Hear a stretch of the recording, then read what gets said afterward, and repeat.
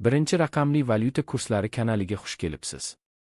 Bugun 7 aprel 2026-yil sanasida O'zbek so'mining valyuta kurslari bilan tanishib chiqamiz. AQSh dollari tort so'm 67 tiyinga oshdi. 1 AQSh dollari on 2175 so'm 30 tort tiyin bo'ldi. Endi 100 AQSh dollari 1,217,530 tort so'm bo'ldi. Oxirgi oyda AQSh dollari 0,0% ga tushdi. Yevro on 5 so'm on tort tiyinga oshdi. 1 yevro on tort 1063 so'm 70 tort tiyin bo'ldi. Endi 100 yevro 1,406,370 tort so'm bo'ldi. Oxirgi oyda yevro 0,6% ga tushdi. Rossiya rubli 1 so'm 99 tiyinga oshdi. 1 Rossiya rubli 150 tort so'm 29 tiyin bo'ldi. Endi 1000 Rossiya rubli 150 tort 1290 so'm bo'ldi.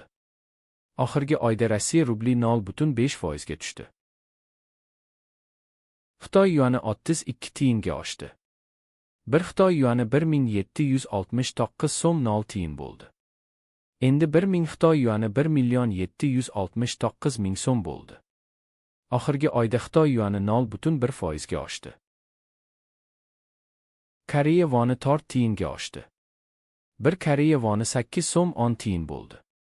Endi 1000 Koreya voni 8100 so'm bo'ldi. Oxirgi oyda Koreya voni 2,3% ga tushdi. AQSh dollarining Rossiya rubliga nisbatan kursi.